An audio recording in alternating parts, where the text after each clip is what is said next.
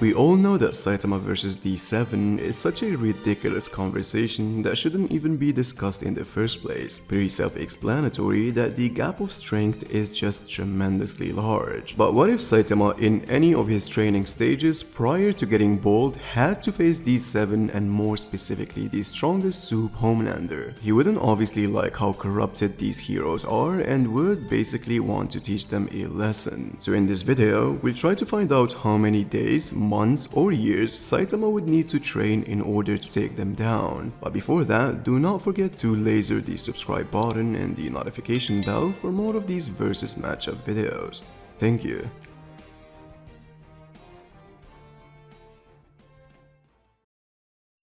Saitama is the undisputed strongest character in the entire series, reaching an absurd different realm of power compared to the other characters, so much so that even he himself has no clue of how he attained such pure strength. The number one criteria to become this strong in his own ways is to train so hard until you lose your hair. However, it's fair to assume that Saitama himself didn't really register how much power he had before he went bald. I mean, he had no threshold to compare himself to due to his fast growth rate. These scales determining the degree of how strong the monster he faces compared to the previous one gets completely crushed due to his fast rate of evolving. But make no mistake, Saitama with hair is still considerably strong. Pretty self-explanatory that hair has nothing to do with the matter. Now, in order to understand just how far he scales in each training stage, let's take a look at all the versions of Saitama this series provided before he eventually lost his hair. Starting with Kid Saitama, it goes without saying that this is clearly the weakest Saitama we've ever seen. Not only was he defeated by a wolf level monster, but also got completely bullied by third year students. Although in regards of endurance and durability, he was still able to withstand a hit from Piggy Bacon that made a sizable dent in the wall. I mean, sure, he was almost out of commission, but that's still a feat that certainly surpasses real human standards, putting him at least on the lowest wall level tiers in terms of durability. The next we get from Saitama is when he protected Agoni's grandchild. Now Saitama here, much like per se Moomin Rider, lacks heavily in terms of combat training, but turned out that he straight up compensated for that with his superior physical attributes. Not only did he manage to witness most of Crablan's hits, who is a tiger level monster, but ended up defeating him in a diabolical manner despite the lack of general fighting experience. You see, what makes this a significant feat is that this outright puts Saitama on the A-class heroes tier, as it was established in chapter 80.1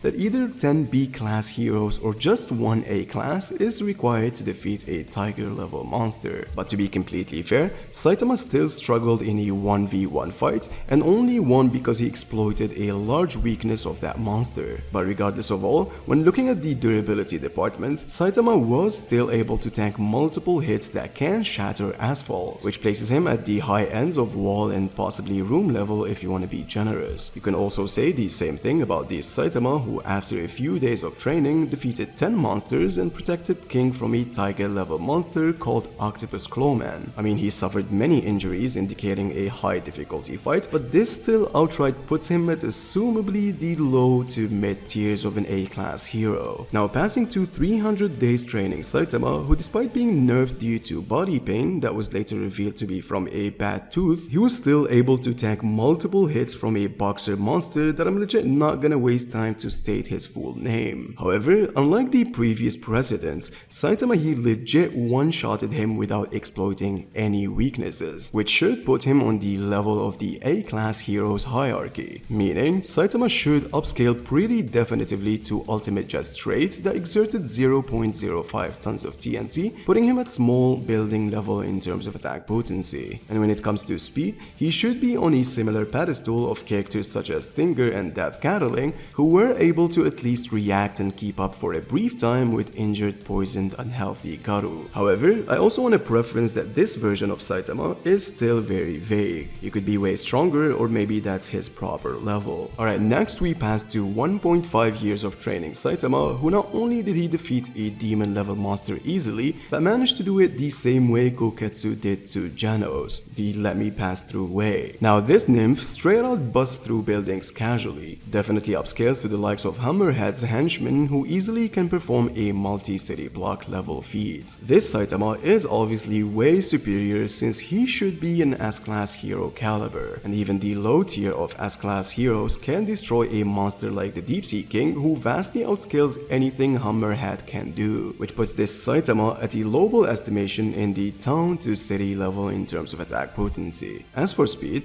approximately at the same time, Saitama performed a legit light speed feat where he managed to see the back of his head in the mirror. This level of speed actually aligns with most of the S-class heroes being capable of moving at somehow similar levels. Now moving on to the most powerful version of Saitama before going bold, which is the already or almost removed his limiter Saitama from the audiobook, who is sufficiently a top tier character in the One Punch Man verse. This Saitama, not only did he casually negate Tatsumaki's telekinesis without even trying, but also was stated by Fubuki to being straight up stronger than her sister. Tatsumaki herself concluded that Saitama should be a ghost, as that's the only explanation of why her telekinesis just doesn't work on him. This certainly implied that Saitama on this particular point of time already surpassed not only Tatsumaki but every hero not named Blast, which generally puts him at above multi-continental in terms of attack potency and already faster than light when regarding speed. As for anything else, Saitama is generally just a simple fighter who throws hands most of the times. We already know that he can copy techniques with great proficiency in the future, but it's really something that we don't know if he really can perform in any of these stages. However, what we do know for certain is Saitama's limitless growth rate in the heat of battle. If he's not finished quickly or simply say he is fighting someone on equal levels, he'd eventually surpass in no time, something that he and Garu completely shares. But regardless of that, how would he fare up against the boys Soups and more specifically Homelander?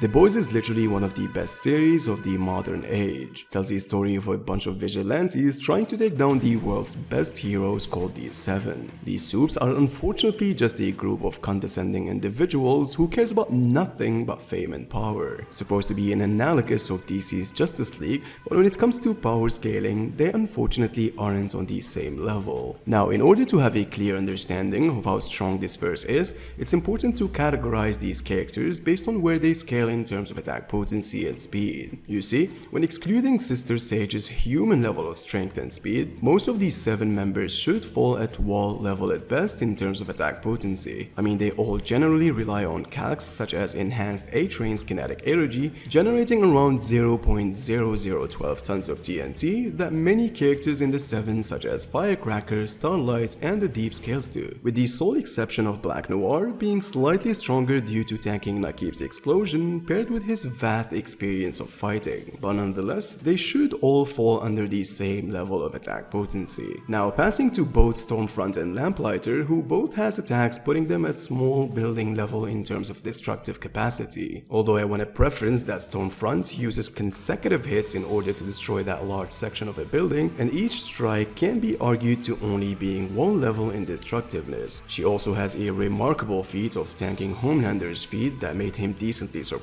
but he arguably wasn't going all out, seeing how she suffered from little Ryan's lasers. Lamplighter, on the other hand, is also a very weak hero who was held at gunpoint afraid of getting shot, but his firepower was able to completely vaporize a hole in a metal door, which means this only scales to his destructive capacity and doesn't correlate to his attack potency and durability, with no one really tanking or scaling to this feat unless if you're talking about the high tier characters in the 7, which brings us to both Queen Maeve and Homelander. Now, Homelander is clearly the strongest character in the verse, only being compared to Soldier Boy, who was stated to being nearly as strong as him. His best showing so far comes from the Boys Diabolical series, which is an animated spin-off that only has 3 canon episodes, of which in one of them, Homelander was able to withstand a massive chemical explosion, resulting in only a few minor scratches. This level of durability requires a force of 289 tons of TNT, putting putting him at multi-city block level in terms of attack potency and durability. This is also substantiated with Madeline stating that no weapon on Earth can actually kill Homelander. Such claim led many to believe that Homelander can withstand nuclear weapons, with some arguing that Madeline just didn't know any better or was just straight up lying. In fact, despite that being directed at Butcher, he implied to Maeve in season 3 that a hydrogen bomb would kill Soldier Boy despite being nearly as strong as Homelander. So in my opinion, until we get a direct feat or statement, possibly in season 5, we can't really be saying that Homelander can withstand that much of explosive power. Which takes us to Maeve being obviously weaker than Homelander, but still functions at somehow similar tier. Since not only was she able to draw blood from Homelander, which was extremely surprising at that time, but also managed to stab him with a straw. This was also possible due to her superior close-range combat, and Homelander just being someone who relies on his physical strength and durability and not contributing anything to martial arts and skills. Now when it comes to speed, A-Train should be the fastest 7 member with possibly only second to Homelander, as there is a huge contention in the community whether Homelander is faster than A-Train or it's the other way around. But if you want to solely look at what's in the table, Homelander in season 1 performed a much better speed feat, in which he saves Butcher by outspeeding an upwards of 30 pounds of C4 explosions. This was capped at between Mach 10 to 18, putting him at hypersonic plus in terms of speed. Conversely, A-Train's highest recorded speed is 1000 miles per hour,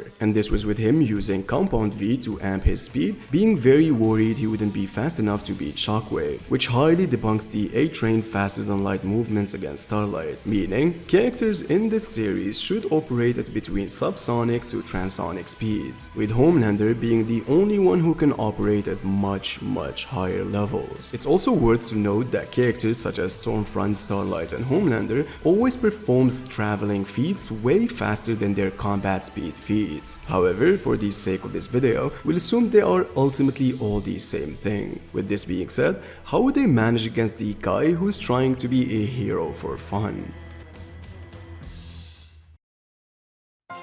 Now, I think it's largely super self-explanatory that the more we start talking about Saitama in different training stages, the more cooked these 7 or any of the boys' soups would be. I mean, if you think about it this way, what's human level in One Punch Man can still be considered as superhuman in the boys' universe. Take Saitama's training regime for example, where Geno states that that's just a bog standard strength training that isn't even hard, where in reality, it's near damn impossible to replicate that kind of training every day, with other characters such as Moomin Rider also taking hits from both the Deep Sea King and Tank Top Master, which ironically makes even Kid Saitama a soup in, let's say, Vault's eyes. You see, it goes without saying that the Saitama who fought Crablands, at least in terms of durability, can still take hits from a low tier soup such as Firecracker. However, against someone, let's say like Black Noir, who not only has assassination skills and some decent martial arts techniques, but also uses sharp weapons such as knives and swords, it'd be very hard for Saitama to exploit any type of weakness. Same thing goes for Starlight, who can blind him as much as she wants to eventually cripple him comfortably. The Deep, much like Starlight, is also a formidable fighter as we've seen in season 4, but has a large weakness that, to be fair, Saitama wouldn't even know about. So strictly speaking, Saitama in this stage would eventually lose to these soups, let alone the other 7 members who would destroy him without any much of difficulties. 300 days of training Saitama, however, is very different. This Saitama can scale pretty definitively above B-class heroes, who one of them exerted 0.05 tons of TNT, putting him at small building level in terms of attack potency. This level of strength is already above the likes of A-Train, Starlight, the pinnacle of evolution, and even Black Noir. And not only that, his reaction speed at least should be decently faster than any of these soups if being paired and compared to Stinger and Death Gatling,